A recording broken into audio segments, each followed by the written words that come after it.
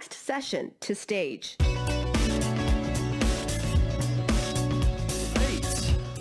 Okay, saving the best for last. So, Protocol Village today was very topical. Subsequent days, tomorrow and Friday, are going to be more ecosystem focused. We're going to take deep dives into some of the leading networks across the crypto landscape. And kicking us off with that file format today, right now, for the next hour, is Chainlink, which is great. Any Link Marines out there? Any fans? Yeah, Link Marines? Yeah, here we go, good. Seeing some plaid, looking good. All right, let's do this thing. All right, so the way this is going to work is that I'm going to toss it to the designated host. In this instance, it's Rory Piant. He's the Director of Community at Chainlink Labs. He is going to bring someone up on stage, and it's going to be pretty cool. So let's have you join me in welcoming Rory to the stage. Let's hear it. Hey, Rory.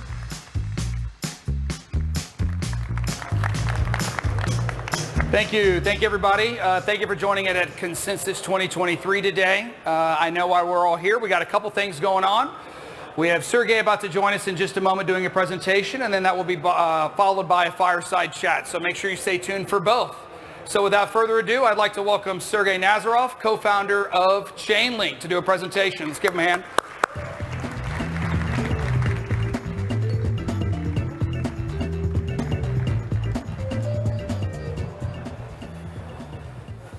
Hi everyone, good to see you here. Thank you for coming to the presentation. Appreciate your interest in what we're working on. I'm going to kind of just jump into it. I think it's going to be useful for us to think about and understand what the fundamental value is of what we're doing. In my eyes, one way to look at it is that the conflict of interest problem has been something that the global financial system has had as a part of it for a very long time. So as you know, the financial system, whether it's the domestic one or the globally connected one, powers the global economy, the local economy, businesses, capitalism, and all of these things. So at the end of the day, the way the financial system works really determines a lot of the quality of life we have and what happens in our lives and in the larger world. This conflict of interest problem is one that has existed for hundreds of years, many more years than even people like Adam Smith who were talking about it in Wealth of Nations, and then more modern economists like Milton Friedman. But really, I think this problem is at the core of why things fail and why there's cyclical boom and bust cycles that basically take society for a ride and leave us paying for it. The two forms that this really takes in the modern world is data and market manipulation and over-leveraging. And once again, my strong belief is that if we can make the financial system work properly, then we can have a much better world, both domestically and on a global level. So the first version of this problem is this data manipulation, market manipulation problem, which really, thanks to technology and globalization, is only accelerating in size and scope. So if before market crashes happened locally and they were small, now market crashes happen globally and they are large. And they affect very, very large pieces of the population. This data manipulation market failure problem is basically created by people who are extremely driven by the profit motive, which is fine. What's not fine is that they basically make society pay for it. Enron is a good example. The LIBOR scandal, which affected $300 trillion in assets and had over 10 billion in fines, is another example. And other recent examples are where traders, hedge funds, market makers, people gathered around places like the Chicago Mercantile Exchange and others, basically manipulate commodity and forex prices, which actually affect all of us because commodity and forex prices determine what the goods we consume cost and what we pay for those goods. So the first problem is essentially a market manipulation problem that's really often a data manipulation problem because markets are driven by data. The second version of this conflict of interest problem is over-leveraging. Over-leveraging is basically bad risk management that's allowed by the system, and then it goes to a degree that causes systemic large-scale failure, which once again society, aka we, pay for. One good example is the 2008 financial crisis. Since then, the examples maybe have gotten a little bit smaller, but they still continue, and I think we're actually going towards quite a big one again. Archegos is a good example where one guy was able to take billions from banks and actually close down a few of his counterparties' entire departments that traded with him. So one guy was able to do that because he got so leveraged. And then other more recent examples that you're more familiar with are things like SVB, which is once again a risk management problem. So this second conflict of interest basically allows people to gamble to an excessive degree, and then, as you know, we pay. Not them, we. This model has persisted for many years because it isn't possible to make it impossible.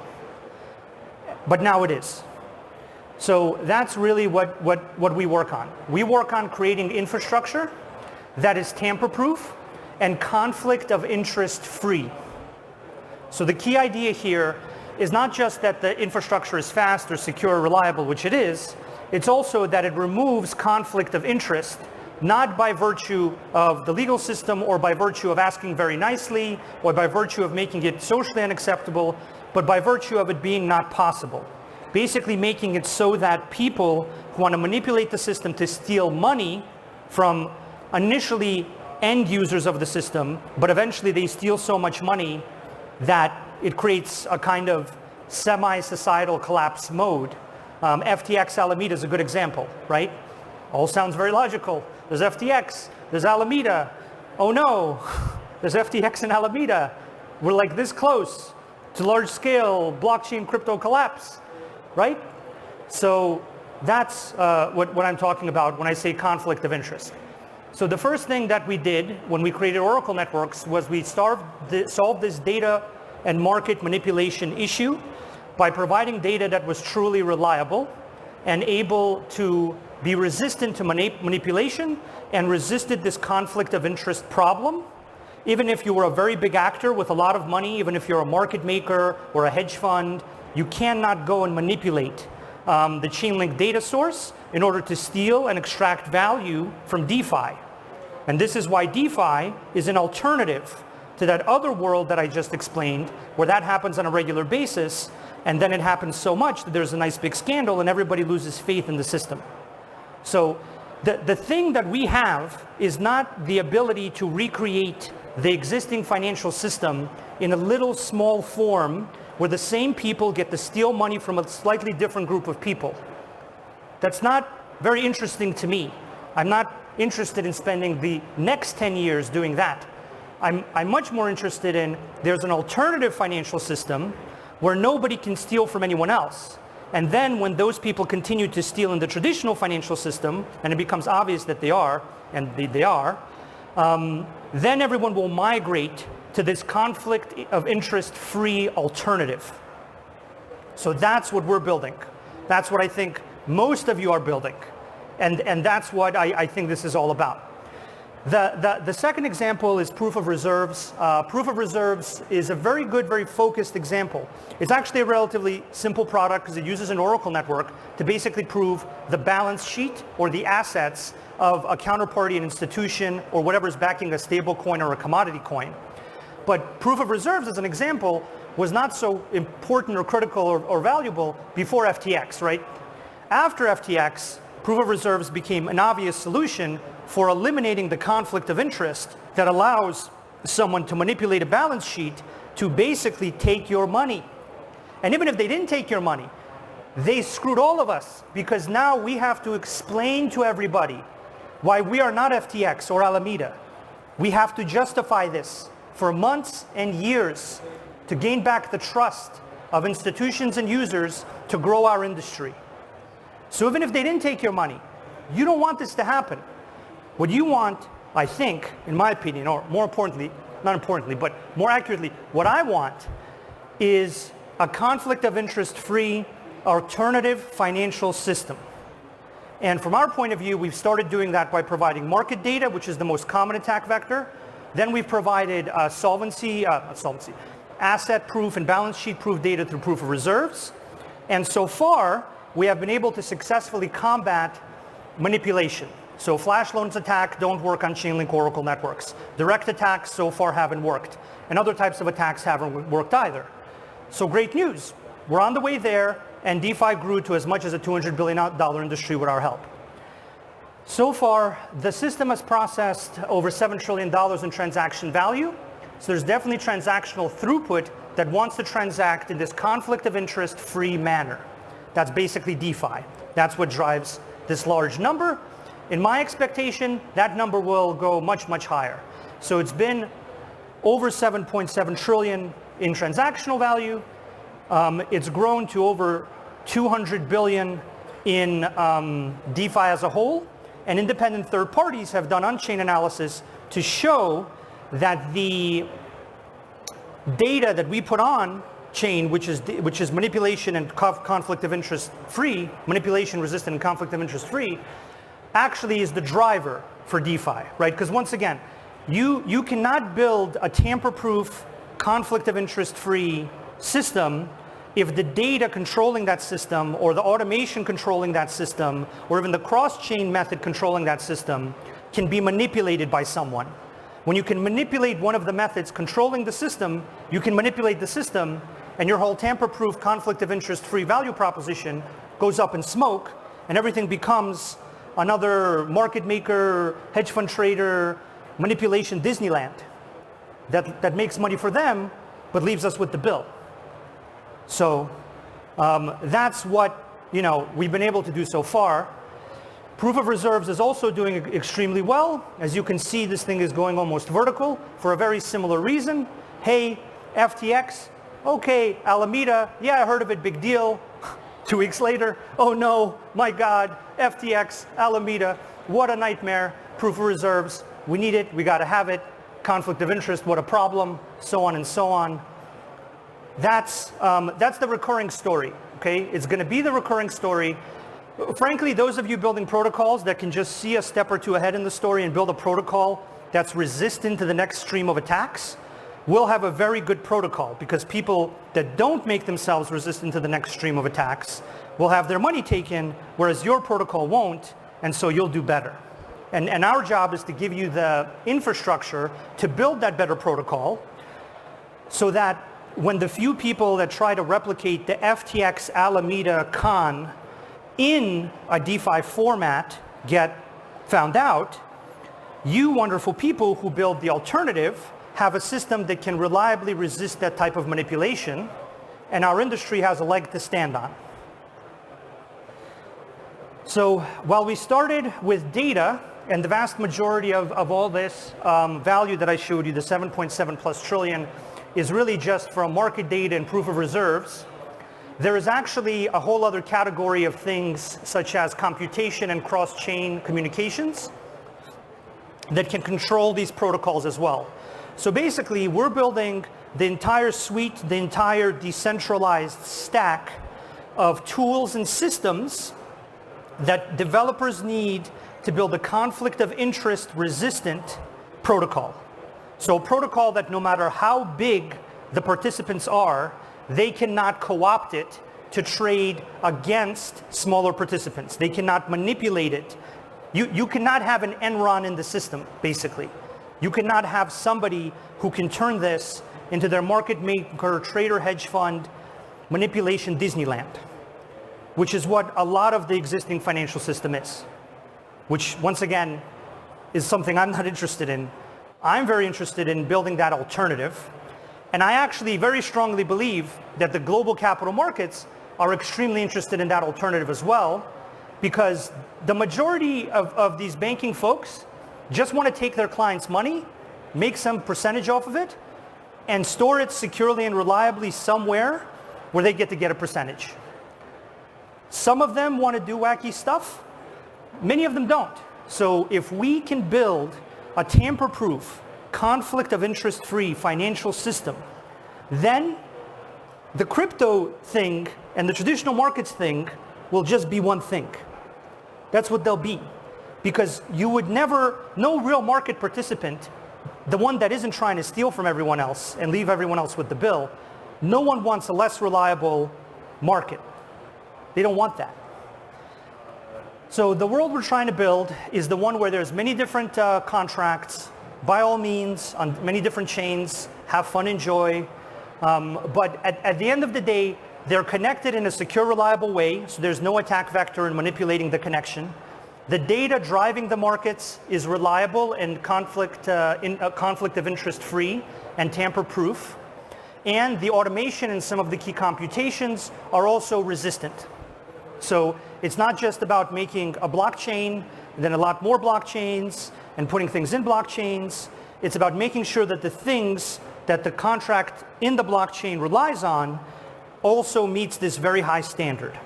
And if we continue to do this, we will have a nice architecture like this. And this nice architecture will be the future of the entire global financial system. And it'll actually create nice local domestic financial systems in places where they don't even have a legal system. So it'll be simply wonderful, and I'm very, very excited to get there. But in order for us to get there, we need to do a couple of things. We need developers to keep building great applications. We need users to become educated about the security dynamics that they're engaging in and ask for greater security and greater reliability and lack of conflict of interest and conflict of interest-free inputs. And we need it to be built securely so money isn't lost. So if we can do these things and we can avoid replicating the FTX Alameda, oh my God, it's so obvious, but it wasn't obvious 2 weeks ago situation, within DeFi, then we can be the way the world works. And that's who we can be if we do all that. Now, one of the things we need to do in order to arrive there is actually protect this architecture from various attack vectors. The attack vectors that initially have started out years ago that Chainlink has been resistant to have been things like directly trying to attack Oracle networks on-chain or off-chain. And Oracle networks, at least in Chainlink's case, have so far resisted those attacks. Then the next attacks that happened were something called flash loan attacks, which we talked about a few years before they became a real problem. And sure enough, they became a real problem. And basically, a flash loan attack is about manipulating data. So you go to the data source, you manipulate the data source. The data source's input is under the control of essentially some market maker, trader, hedge fund guy. The market maker, trader, hedge fund guy steals the money, and then the protocol dies and everyone else loses their money, right? So that's what flash loans were. Luckily for us and for our users, Chainlink networks have resisted flash loans. I am seeing more and more various attack vectors popping up because I think people are realizing that if you can't crack the contract, you want to crack the systems that control the contract, the systems that create valuable inputs and valuable connections between the contracts, namely Oracle networks. One of the attacks that I've recently started to witness and see start happening is what I'm calling the wolf in sheep's clothing attack. So basically you have a few people who are making oracles now, and they're saying, I'm a nice, reliable oracle, you can trust me. But really, they are wholly owned by a trading firm or a hedge fund, or maybe they're just a private trader themselves. And then what they're doing is they're going out, they're presenting this oracle and saying, hey, I'm a nice, reliable oracle. Please let me completely control your market. I'm nothing like the FTX Alameda scam, nothing like that here. I'm such a nice guy. But then it turns out that the nice guy is a psychopath who only wants to steal money from the protocol. So this is actually how commodity traders do this in larger markets. They've done it in various commodity trading settings and various Forex settings. And they continue to do it today, and there's many, many cases of it. There's other attack vectors where people are more actively trying to exploit flash loans, gain access to data, so on and so on. But as the value continues to rise, we will see these attacks increase. As these attacks increase, what's important is that users understand the attacks and make sure that the protocols that they're using are actually conflict of interest free. Because the more money you put into a protocol that some psychopath, hedge fund, market maker, trader can steal from, the harder that protocol might fail, which will be bad for all of us, plus the more money you would lose, which, I don't know, it's your money. We actually have to be educated about private key security, about the inputs into the system, and also about how those inputs are created, in order to demand that the systems that get built aren't these replicas of the traditional financial system that make a few people rich, but make the rest of us have to explain why we replicated the FTX Alameda thing within our industry. Which once again, I won't have to explain because we're not doing that. We have no plans and no systems and no way to go and trade against anybody. But it's just something to keep in mind, that this is the architecture that we have to protect and that everybody has to be informed about, and make sure that the systems they're putting their money into are actually run in a way where no third party can go trade against them and steal their money. And that'll actually make the whole ecosystem better. And once again, if we do this, we have this great outcome where we would be able to be the alternative. So how do we really go from this world where you have $1.5 to $2 trillion in crypto value? I mean, is it really that we replicate the existing financial system to shave the same sheep a different way? Is that really how we're going to get to an industry with hundreds of trillions of dollars in it? I don't think so. I don't actually want to do that. The only way we're going to get to a world where there's hundreds of trillions of dollars in our industry is that when all the sheep over there get shaved and they realize it, and there's another LIBOR or another SVB or another Enron or another whatever, we are the reliable, real, conflict of interest-free alternative. And then once again, we will become how the world works, because it's better.